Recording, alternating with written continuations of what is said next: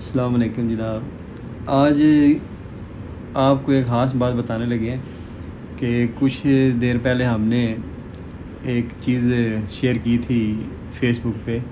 जानवरों के फ़रोख्त के हवाले से एक बिल था, तो उस पर लिखा हुआ था कि ख़रीदा हुआ माल वापस नहीं होगा। उस पर काफ़ी सारे लोगों ने इतराज़ात किए। तो वो असल में देखें, इल्म जो है वो सीखना और इल्म को तकसीम करना ये इंसान की बुनियादी ज़िम्मेदारी होती है। इंसान अच्छा इंसान वो है जो अहले इल्म है, क्योंकि वो इल्म हासिल करता रहता है सारा ज़िंदगी। इनकी जो शागिर्द होता है सारी ज़िंदगी, वो एक अच्छे रास्ते पर चल रहा होता है, क्योंकि वो इल्म हासिल कर रहा होता है और उसके इल्म हासिल करने की वजह से उसकी ज़िंदगी में और दूसरों की ज़िंदगी में काफ़ी मुस्बत तब्दीलियाँ आती हैं। तो चीज़ वापस करना, खरीदी हुई चीज़ वापस करना, इस पर कई दीनी जो है हमारे नुकात भी आते हैं कि ये सुन्नत है या बेची हुई चीज़ वापस ले लेना। अब मसला हमारे यहाँ ये है कि अगर तो जिस ज़माने में ये सुन्नत थी, मतलब आज से 1400 साल पहले, उस वक़्त लेने देने वाले कौन थे? सुहाबा इकराम, पैगम्बरान। उस वक़्त उन लोगों का म्यार ज़िंदगी और तरह का था। उस दौर में तो ऐसे वाक़यात भी थे कि घोड़ा बेचने वाला जो इंसान था वो कह रहा था कि मैंने घोड़े के पैसे कम लेने हैं, क्योंकि मैं समझता हूँ कि मेरे घोड़े का म्यार जो है वो इतना है। जबकि फ़रोख्त करने वाला ख़रीदार जो है वो कह रहा था कि मैंने पैसे ज़्यादा देने हैं, क्योंकि मैं समझता हूँ कि ये घोड़ा कीमती है। मतलब वो तो बड़े सच्चे अच्छे मुखलस लोग थे, उनमें तो कोई इस तरह की झूठ बोलने वाली, कोई धोखाधड़ी वाली, कोई इस तरह की बात ही नहीं थी। आज के दौर में आपको पता है कि हम मुसलमानों में क्या क्या कितने किस्म के मसाइल पैदा हो चुके हैं कि हमने धोखाधड़ी, झूठ, बेईमानी, ये सारी चीज़ों का रवाज बन गया। आज पाकिस्तान में जो बंदा आपको पता चले ना कि ये बंदा सच बोलता है, ये बंदा ईमानदार है, तो आम तौर पे उस पर तो यकीन ही नहीं किया जाता। बंदे हैरान होते हैं कि यार आज के दौर में ये कैसे ऐसे मुमकिन है। तो इस दौर में बड़ा एहतियात करना पड़ता है हमको। मतलब ऐसे मामला, दुनियादारी के मामला करते हुए हमें कई चीज़ें देखना पड़ती हैं। अगर नहीं देखते तो फिर हमें कई किस्म के मसाइल का सामना करना पड़ता है। जानवरों की खरीदो फरोख्त के बारे में हमने इसी तरह ही काम किया। जानवर कई हमने फ़रोख्त किए, कई लोग वापस लेके आ गए। हम इसके अलावा अशिया भी फ़रोख्त करते रहते हैं, जिसमें जानवरों की फ़ीड वगैरह सारी चीज़ें होती हैं। कोई भी कंप्लेन हो तो हम वो रीक्लेम कर लेते हैं, वापस ले लेते हैं, रिप्लेसमेंट कर देते हैं, यानी कि उसका मुतबादल हम उन्हें मुहैया कर देते हैं। जानवरों में क्या होता है कि अगर आपने एक जानवर पाला हुआ है, अब वो सेहतमंद जानवर है और आपने उसकी साल साल खिदमत की है, एक बंदा आपसे ख़रीद के ले जाता है और जाके आपने जो प्रोटोकॉल उसे बताया उसके मुताबिक भी उस जानवर को नहीं रखता, वो 10 दिन बाद, 15 दिन बाद जानवर की हालत ख़राब करके लेके आ जाता है। वो कहता है ये मुझे ये रिप्लेस कर दें या मैंने नहीं देना, वापस कर दें। तो आप फार्मर हैं, आपको पता है कि ये जानदार है, ये कोई सामान तो नहीं है जो एज इट इज़ जैसा पड़ा हुआ था उसी तरह बेच दिया तो वापस आ गया तो कोई नहीं, मैं उधर ही रख दूँगा, कोई और बंदा ले जाएगा। वो जानवर है, आपने उसकी खिदमत खातिर की है, उसे मोटा ताज़ा किया, उसे तैयार किया, बंदा ले गया, उसने उसका बेड़ा गर्क करके वापस कर दिया 10-15 दिन बाद। अब वो कमज़ोर हो गया है, बॉडी स्कोर डाउन हो गया, उसे बीमारियां भी कई तरह की लग गई। हो सकता है कि उसके अंदर जो अज़ा हैं उसके वो भी डैमेज हो चुके हों, तो वजूहात कई तरह की हो सकती है। उसने रखा ठीक नहीं, गर्मी सर्दी का ख्याल नहीं रखा, उसने खुराक का ख्याल नहीं रखा, तो वो तो जानवर तो तबाह हो गया। अब वो बंदा वापस लेके आता है तो किस तरह उसे आप वापस ले सकते हैं? मैं फिर अर्ज़ करता हूँ कि वो कुछ सामान तो नहीं है कि जिसे हम वो बंदा लेके आया वापस रख लें। अच्छा ये देखिए, ये मेरे हाथ में एक किताब है, ये है गंजीना तिब्बे हैवानात। ये सैयद अली अहमद साहब हैं, उन्होंने ये वेटरनरी तलबा के लिए ये बनाई है, जिसमें ये जानवरों के मामलात, इनकी नस्लें, इनकी आदात, इनकी बीमारियां, इनके मामलात सारे लिखे गए हैं। अब ये देखें एक किताब है। अब ये किताब जो है ये हमसे कोई बंदा ख़रीद के लेके जाता है ना, तो वो बंदा अगर आके कहता है हमें हफ्ते बाद, 2 हफ्ते बाद, ये मुझे यार आप वापस कर दें, आप यहाँ मुझे रिप्लेस कर दें, मुझे ये किताब चाहिए नहीं थी। मतलब अगर वो बंदा ईमानदारी से ऐसे कह रहा है, ये भी तो हो सकता है ना उसने पढ़ ली हो, पढ़ के वो आपसे रिप्लेस करके कोई और किताब ले जाए, लेकिन ये तो उसका दीन मतलब है। अगर वो कहता है कि यार मैं ले गया था लेकिन मैंने जाके देखा कि ये मेरी मुतल्लका किताब नहीं है, आप मुझे दूसरी किताब दे दें, शायद किसी और मुसन्नफ़ की हो, या उसके जो उसमें जो मामलात हैं वो थोड़े किसी और नौयत के हों, तो आपको भी समझ आती है यार कि ये तो चले ठीक है, कोई ऐसी बात नहीं है। आप किताब चेक करते हैं, अगर वो फटी हुई नहीं है, वो ठीक है, तो आप उसे वापस ले लेते हैं। और अगर वो इन केस वो फटी या थोड़ी डैमेज हो गई है तो आप उसे कहते हैं यार ये थोड़ी सी डैमेज हो चुकी है और मेरी तो ये नहीं बिकेगी, इसलिए मैं इसे ज़रा सेकंड हैंड के तौर पे आपसे ले लेता हूँ। अब ये किताब की कीमत 400 रुपये है, ये पुरानी प्रिंट हुई है, तो आप उन्हें कहेंगे यार ये सेकंड हैंड में मेरी बिकेगी, तो आप मुझे ये 200-250 में 300 में वापस कर लेता हूँ मैं। मतलब अखलाकी तौर पे आप इसे 400 में भी कर सकते हैं वापस, या किताब उसकी बदले दे सकते हैं। तो ये तो इसको समझ आती है।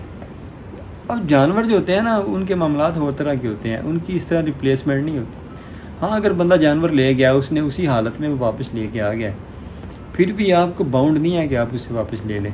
लेकिन अखलाकी तौर पे अगर आप उसे वापस ले लेते हैं उसकी कोई मजबूरी समझ के, हमारे पास भी इस तरह हुआ है कई बार कि जानवर लोग बीमार करके वापस ले आते हैं, हमने वापस भी लिए हैं, वो जानवर अक्सर मर जाते हैं। अब हमने साल मेहनत की, वो ज़ाया होगी।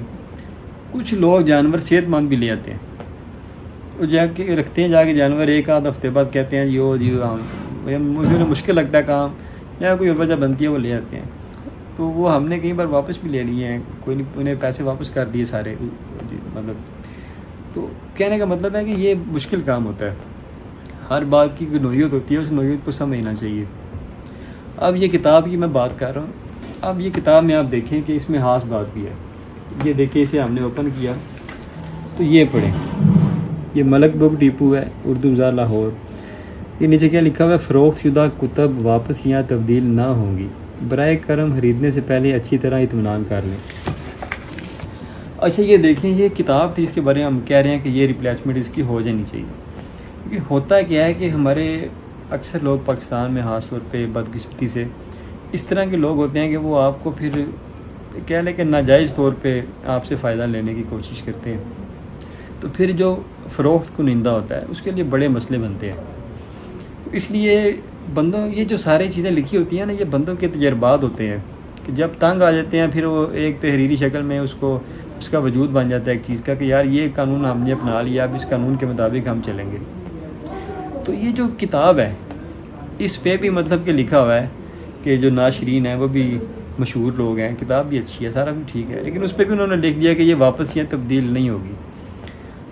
तो जो जानवर हैं उनका तो सवाल ही पैदा नहीं होता कि अगर आपने तरीके से जानवर पाले हुए हैं और ख़रीदार को आप दे रहे हैं, उसे सारा समझा भी रहे हैं, वो आपका सिस्टम भी सारा तरीक़ाकार भी देख रहा है किस तरह आपने जानवर रखे हुए हैं, वो उधर से सेहतमंद जानवर लेके जाता है, वो फिर उस तरह उस जाके उनकी हिफाजत नहीं करता, उसके मामला सारे ख़राब कर देता जानवर के। वो अगर बीमार हो जाता है, मरने लग जाता है या कुछ भी होता है, वो वापस लिए मुझे अब ये रिप्लेस कर दें या मुझे पैसे वापस कर दें, तो आप खुद देखें, खुद सोचें कि आपने इतनी मेहनत की है, इतना टाइम उस पर लगाया, एक सेहतमंद जानवर पैदा किया और वो एक बंदे को दे दिया, तो बंदा उसको ख़राब करके आपको वापस ला के दे, तो आप सोचें आप पे क्या गुजरेगी, आप क्या उस बंदे की जो सोच है उसको आप क्या कहेंगे कि यार ये कैसा अक्लमंद बाशऊर आदमी है कि ये जानवरों की बात है, कोई किताब तो है नहीं कि जब मैं वापस ले लूँ या वापस कर लूँ या तब्दील कर दूँ।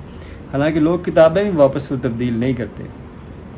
तो इसलिए कुछ बुनियादी चीज़ें होती हैं, उनको समझने की ज़रूरत होती है। हमारा जो दीन है, इस्लाम है, ये बड़ा आसान दीन है। इसने हमारी ज़िंदगियों में, नौवे इंसान की ज़िंदगियों में आसानियाँ पैदा की, कोई सख्तियाँ नहीं पैदा कर दी कि हम बाउंड हो गए, मजबूर हो गए कि ये हमने काम करना ही करना है, बेशक हमें इसमें नुकसान है। तो इसलिए हमें दीन के असल जो पहलू हैं, असल रूह है, उनकी तरफ देखना चाहिए कि दीन ने आसानियाँ पैदा की हैं और उन आसानियों से मुस्तफ़ीद खुद भी होना चाहिए और दूसरों को भी मुस्तफ़ीद करना चाहिए, बजाय इसके कि टीज़ करें किसी को। अगर कोई एक्शन कर रहा है तो उस पर अपना जो खुद साख्ता दीनी हमारी इस्तिलाहात हैं उन्हें मुसल्लत कर दिया जाए अगले की सोच पे या अगले के निज़ाम पे, बजाय इसके कि ये महसूस करें कि यार उसकी कोई मजबूरी तो नहीं है, कोई जैनवन मजबूरी तो नहीं है। अभी देखें, सूर खाना इस्लाम में हराम है, लेकिन अगर आप मर रहे हो तो आप सूर खा सकते हैं क्योंकि आपने ज़िंदा तो रहना है। तो इसी तरह हम रोज़मर्रा के मामलात में भी हम ऐसी चीज़ें सीखते हैं कि अगर हम उन्हें किसी पैराए में या तरीक़ाकार के मुताबिक नहीं लेके आएंगे, हम सारी ज़िंदगी परेशान रहेंगे। तो इसलिए जो फार्मर हजरात हैं, वो उनके लिए भी ये पैगाम है कि जब भी किसी को जानवर दें तो सबसे पहले कभी भी जानवर की खूबियाँ बयान ना करें। खूबियाँ तो चले उसमें मौजूद हैं, लेकिन उसकी हामियाँ बयान करें ताकि वो बंदा महसूस करे, उसे पता चले कि ये मैं जानवर लेके जा रहा हूँ, क्या ये मेरे लिए फ़ायदेमंद भी साबित होगा आगे चल के कि नहीं। इसमें ये हामियाँ बयान करें, उसमें तारीफ़ बिल्कुल ना करें जानवर की, सिर्फ इतनी तारीफ़ होनी चाहिए कि आपका जानवर सेहतमंद होना चाहिए और आप उसे अच्छी खुराक दे रहे हो जो कि ख़रीदार को भी महसूस हो रहा हो। वो आपसे जानवर ले जाए, आप उसे बताएं फ्रेंडली माहौल में बिठा के कि ये हमारा तरीक़ाकार है, अपना तरीक़ाकार उसे दिखाएं, अपनी खुराक दिखाएं जिस तरह आपने वो खुराक दे रहे हैं। अपना जो आपका शेड है, किसी किस्म का कोई भी जानवर है, उसका माहौल दिखाएं, वेंटिलेशन का निज़ाम दिखाएं, उसका बेड दिखाएं नीचे कैसे रखा हुआ है आपने, गर्मियों का क्या इंतज़ाम है, सर्दियों का क्या इंतज़ाम है, सारी चीज़ें उसे बताएं एतमाद के साथ। वो उस बंदे को यकीन हो आप पे 100% कि वो एक अच्छी जगह पे है और एक अच्छा जानवर सेहतमंद और कह लें कि भरपूर पैदावारी सलाहियत का हामिल जानवर आपसे लेके जा रहा है।